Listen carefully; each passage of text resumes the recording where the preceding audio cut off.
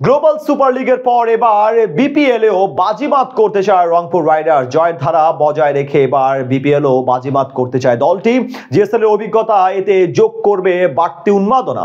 আসলে শক্তিশালী দলকে টেক্কা দিয়ে আবারও শিরোপা উদযাপনে বিভোর থাকতে চাওয়া রাইডার্সে কাদেরকে নিয়ে সাজাবে তাদের সেরা একাদশ? কারা হতে পারে রংপুরের ভরসার বিন্দু? তাই নিয়ে বিস্তারিত আলোচনা হবে প্রতিবেদনের বাকি অংশে। 30 ডিসেম্বর পর্দা উঠতে যাচ্ছে বাংলাদেশের সবচেয়ে জমজমাট ফ্র্যাঞ্চাইজি টুর্নামেন্ট বিপিএল এর। তবে সবকিছু ছাপিয়ে এই আসরে অতিরিক্ত সুবিধা পাওয়ার দৌড়ে এগিয়ে থাকবেন সম্প্রতি জিএসএল বাজিমাত করা রংপুর রাইডার্স। কেননা দলটি সবেমাত্র শেষ করেছে একটি জমজমাট বৈশ্বিক টুর্নামেন্ট, যেখানে বিশ্ব ক্রিকেটের বাঘা বাঘা সব খেলোয়াড়দের মোকাবেলা করেই জিতেছে চ্যাম্পিয়নের শিরোপা। তাই তো জিএসএল এর শিরোপা জয়ের মুহূর্তে বিভোর থাকা বাংলাদেশি ফ্র্যাঞ্চাইজিটি এবার বিপিএল এ উদযাপন করতে চায় মুহূর্তটির বাংলা ভার্সন। এবারের বিপিএল এ ঢাকাই সিনেমার কিং খ্যাত শাকিব খানের ঢাকা ক্যাপিটালসের সাথে লড়াইয়ের মধ্য দিয়েই আসর শুরু করতে যাচ্ছে রংপুর রাইডার্স। শাকিবের ঢাকাকে টেক্কা দিতে রংপুরে রয়েছে দেশি বিদেশি তারকা ক্রিকেটারের মেলা। জিএসএল এর বাংলা ভার্সন উদযাপন মিশনে কাদের নিয়ে সাজাবেন সেরা একাদশ, এখন তাই নিয়ে যেন জল্পনা কল্পনার শেষ নেই বিপিএল প্রেমীদের।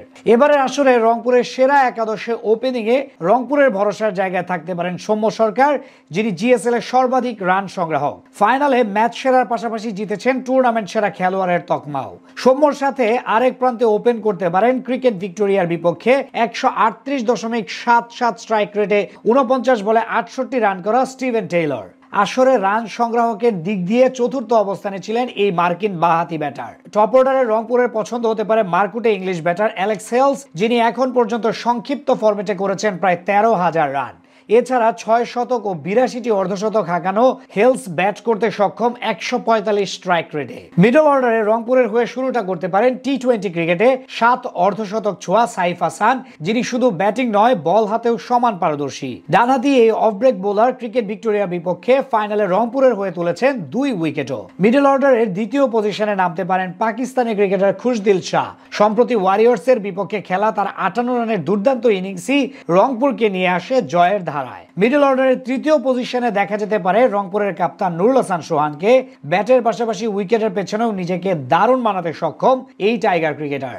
মিডল অর্ডারের শেষ পজিশনে রংপুরের পছন্দ হতে পারে সংক্ষিপ্ত ফরম্যাটে 118 ম্যাচে 154 উইকেট শিকার করা ডানহাতি মিডিয়াম ফাস্ট বোলার সাইফুদ্দিন। দলের প্রয়োজনে ব্যাট হাতেও কার্যকর হয়ে উঠতে পারেন এই বামহাতি ব্যাটার। বোলিং ডিপার্টমেন্টে লাহোর কালান্দাসের সাথে 1 ওভারে 1 রান দিয়ে 3 উইকেট শিকার করা মেহেদী হাসান তো আছেনই, সাথে আছেন ওয়ারিয়র্সের বিপক্ষে 13 রান দিয়ে 4 উইকেট তুলে নেওয়া medium fast bowler Kamrul Islam রাব্বি। এবারের যুব এশিয়া কাপে নেপালের 3 উইকেট শিকারী আফগান বোলার গাজানফারও থাকবেন তালিকায়। তবে বল হাতে সবচেয়ে কার্যকর হতে পারেন সম্প্রতি ওয়েস্ট ইন্ডিজ সফরের দ্বিতীয় টেস্টে 6 উইকেট শিকার করা বোলার তরুণ গতিদানব নাহিদ রানা।